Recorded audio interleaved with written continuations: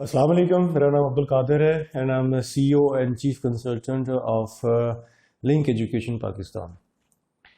Today's topic is ECA reports. What is ECA reports और इसका मकसद क्या है और ये आपके इमिग्रेशन के केस में किस तरह से रोल प्ले करता है, इसकी क्या अहमियत है, उसके बारे में भी आज मैं आपसे गुफ्तगू करूँगा. जैसा कि आप जानते हैं कि कनाडा की इमिग्रेशन के हवाले से बहुत सी सारी चीज़ें इन्वॉल्व होती हैं आपकी प्रोफाइल में, जो आपको कैपेबल करती है, आपको एलिजिबल करती है कैनेडियन इमिग्रेशन के हवाले से. इन तमाम तर चीज़ों में एक सबसे ज़्यादा इम्पॉर्टेंट चीज़ होती है वो आपकी एजुकेशन होती है, जिसकी बुनियाद पर आपकी जो इमिग्रेशन है वो होती है. अब क्योंकि कनाडा ने जो इमिग्रेंट्स लेने होते हैं पूरी दुनिया से लेने होते हैं.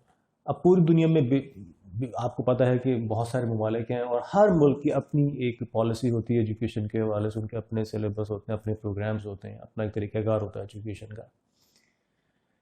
तो उस चीज़ को चैनलाइज करने के लिए कनाडा ने क्या किया कि एक सिस्टम बनाया कि जिसमें जितने भी इमिग्रेंट्स कनाडा में जिन्होंने आना होता है उनकी एजुकेशन को वो परखते हैं, उसको वो एनालाइज करते हैं अकॉर्डिंग टू कैनेडियन एजुकेशन, या उसका जो कैनेडियन एजुकेशन का जो बेंच मार्क है उसके साथ वो कंपेयर करते हैं. फॉर एग्जांपल पाकिस्तान में आपको मालूम होगा कि एक अरसे तक अभी भी कई लोगों पे जो ग्रेजुएशन है वो 2 इयर्स की होती है, जबकि मोस्टली जो ममालिक हैं, तरक्की याफ्ता ममालिक, वहाँ पे ऐसा कुछ भी नहीं होता. तो यहाँ की जो 2 इयर्स की जो ग्रेजुएशन है वो वहाँ पर ग्रेजुएशन नहीं मानी जाती.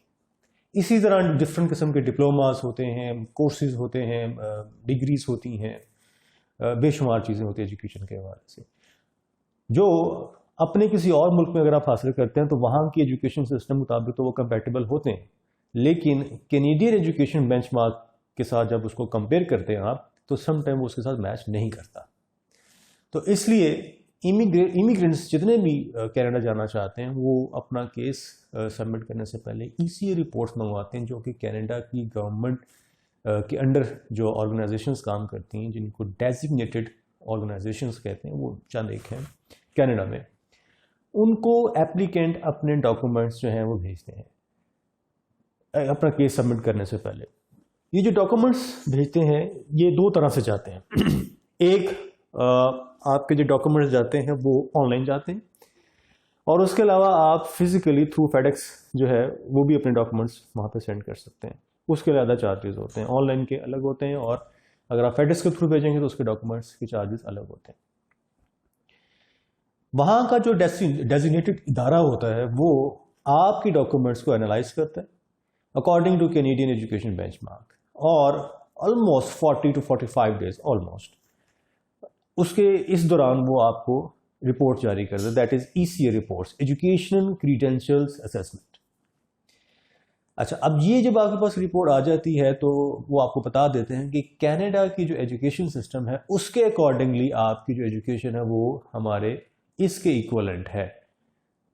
तो इमिग्रेशन का जब आप केस अप्लाई करते हैं तो उसमें आपकी जो एजुकेशन की जो आपकी बेस होती है फिर वो उसके अकॉर्डिंगली वो काउंट करते हैं, ना कि आपके अपने मुल्क में हासिल की गई एजुकेशन जो है उसकी बुनियाद पर. ये जो ECA रिपोर्ट्स होती हैं इनकी जो वैलिडिटी होती है, फॉर एग्जांपल अब आपने ECA रिपोर्ट्स ले ली और आपने सबमिशन नहीं करवाई, अपनी प्रोफाइल जनरेट नहीं की, और आप ने कुछ भी नहीं किया उन्हें ECA रिपोर्ट्स का, तो ऐसा नहीं है कि वो कुछ अर्से के बाद जो है वो कारामद नहीं होंगे, वो एक्सपायर हो जाएंगे, ऐसा नहीं है. आपको मालूम होगा कि कुछ अर्सा पहले, अब तो नहीं लेकिन कुछ अर्सा पहले लोगों के जहनों में ये बातें थी और वो काफ़ी हद तक दुरुस्त भी थी कि जो कैनेडियन इमिग्रेशन का प्रोसेस है वो काफ़ी साल ले लेता है, 3 साल, 2 साल, 4 साल समटाइम.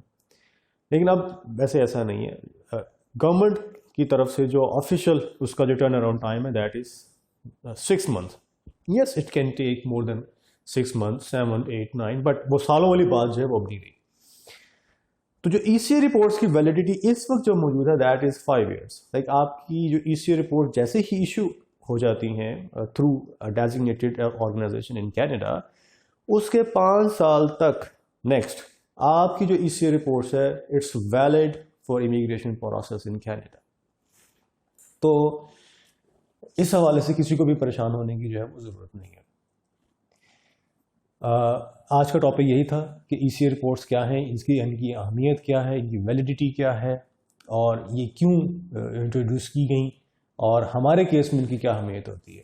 تو ملتے ہیں نیکسٹ ویڈیو میں.